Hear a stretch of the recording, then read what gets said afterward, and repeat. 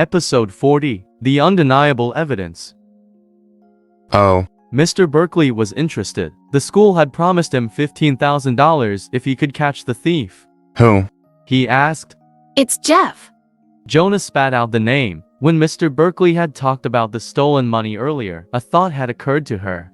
Did Jeff take the money? Jeff used to be a poor loser who couldn't afford a decent meal. But lately, everything had changed. He took Emma to a posh restaurant for $1,000 meal and donated another $130,000 without hesitation.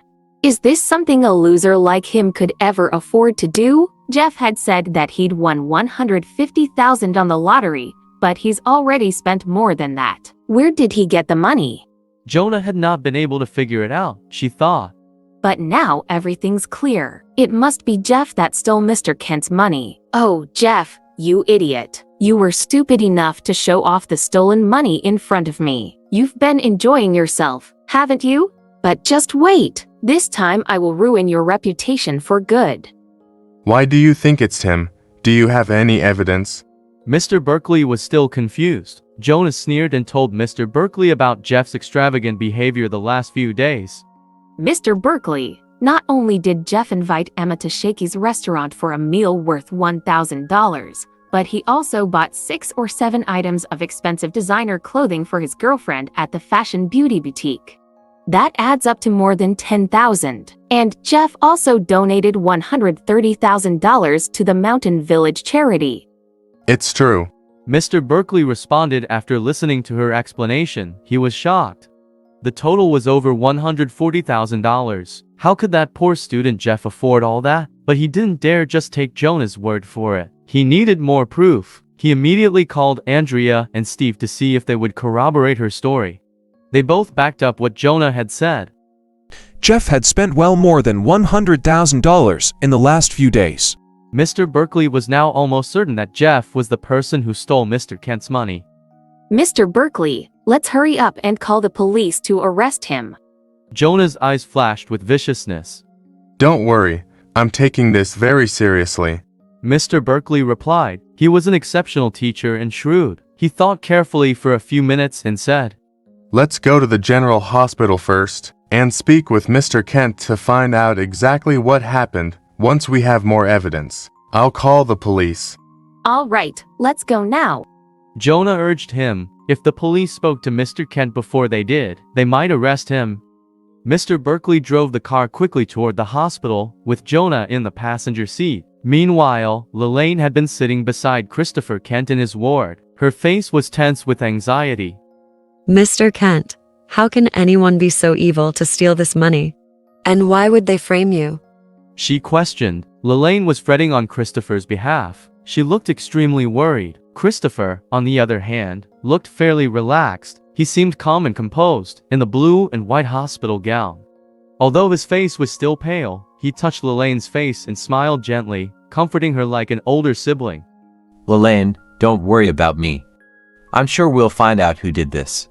Seeing Lalane nod her head in confusion, Christopher decided not to talk about these sad things with her. His gaze fell upon her clothes. Lalane, you and I have known each other for a long time. But I've never seen you as dressed as beautifully as you are today. Someone else bought me these clothes. Lalane lowered her head shyly. Someone else? It's a man, isn't it?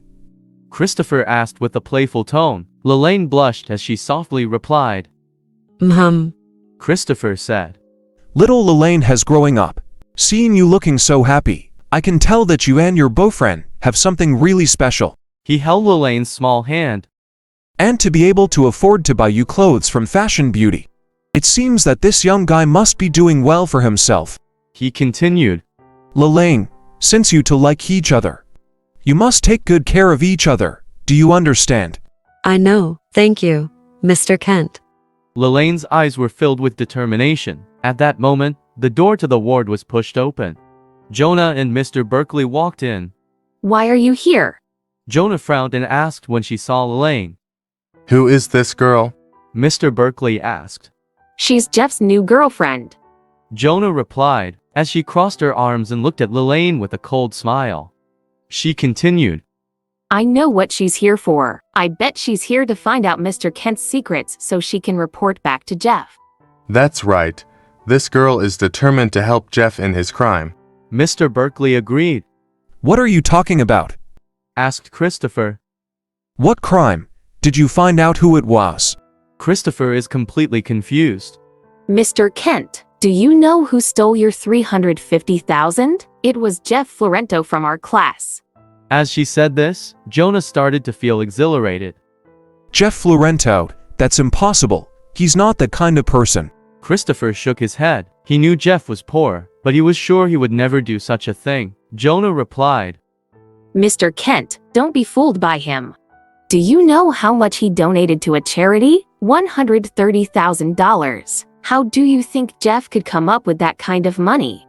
When Jonah finished, Mr. Berkeley backed her up. That's right. I've already asked the school for confirmation. Jeff donated $130,000 today. And Jonah's sharp gaze shot toward Lalane. she's Jeff's new girlfriend. Look at her new clothes from Fashion Beauty. And that's not the only one. She's got loads of new clothes. They must have spent a few $1,000s there. Where do you think he got all this money from? No, you're framing Jeff. Lalane interjected. He would never do something like that. She looked at Jonah and Mr. Berkeley. Christopher looked at Lalane and asked, Lalane, is Jeff your new boyfriend? And did he buy you these expensive clothes? He was anxious. If Jeff had bought Lalane's new clothes, then he had to wonder where the money had come from. Go on, tell us. Are you really in love with Jeff? Denied if you have the guts. Jonah said, and smiled smugly. Yes. Lalane answered, and she nodded toward Christopher. Christopher closed his eyes and leaned weakly against the back of his bed. Ha! Mr. Kent finally believes it. Jonah laughed loudly. She looked at Lalane with eyes full of venom as she pulled out her cell phone. I'm calling the police now so they can arrest both of you two criminals. You'll be going to jail. Lalane was furious. Why is Jonah always looking for trouble with Jeff? She asked herself. I'm convinced Jeff didn't do anything wrong. Jonah had already tapped 911. Just as she was about to press the call button, Christopher spoke up. Don't call the police. Mr. Kent, you. Lalane stuttered. Christopher interrupted her. I still believe Jeff fan Lalane. Plus, there's no evidence that Jeff took my bank card and stole my money. In Christopher's eyes, Jeff and Lalane were two very honest students, and he just couldn't believe that they would do that. Mr. Kent, try to calm down. Mr. Berkeley advised. Jonah and I came here tonight to ask you in detail about how you lost the money. Please tell us what happened. Christopher replied. I keep my bank card inside the protective cover of my phone, and the PIN is written in my notebook. Yesterday, I couldn't find my phone, so I immediately went to the bank to freeze my account. And that's when I found out that the money had been stolen. Lalane's heart lifted when she heard him saying that he had lost his phone. She thought. I bet it was the phone that I found in the grass by the lake earlier. Subconsciously, she touched her pocket. Her action was noticed by the sharp-eyed Jonah. What do you have in there? Jonah asked, and she reached into Lalane's pocket. Ignoring her protests, she took out the phone. Seeing the phone in Jonah's hand, Christopher's eyes widened. Why is my phone in your pocket? Yes, Lalane. Lalane was so nervous that she didn't know what to say. Mr. Kent, listen to me. I found this phone in the grass. Jonah retorted. You're still denying it? If you found the phone, why were you so afraid of us seeing it? Jonah continued. What do you have to say now? We've caught you with Mr. Kent's phone. This is solid proof. You and Jeff are in on this together. No, we're not. You guys are making a mistake. Lalane said helplessly. Right now, she didn't know what she could say to convince them. I'm making a mistake. What a joke. Jonah laughed arrogantly. Then where do you think Jeff got the money from? Why don't you tell us how you got this phone? Jeff's family has money. His family are rich. Lalane tried her best to explain, but she couldn't stand up to Jonah. All right, Jonah, don't push her anymore. Christopher hugged Lalane to his chest with a pained heart. All right, I'll leave her alone for now. Jonah glanced at Lalane with disdain. Now that one of the criminals has been caught, the other criminal will be even easier to find. Let's get back to school to find Jeff. All right. Mr. Berkeley agreed. Before he left, he called his class monitor and told him to get some of Lalane's friends to come to the hospital so that she wouldn't leave. Mr. Berkeley and Jonah drove back to the school as quickly as they could. During this time, Jeff had sneaked into Mr. Kent's office without being seen. He quietly walked to the teacher's desk and stuffed the written note inside the title page of a book on the desk.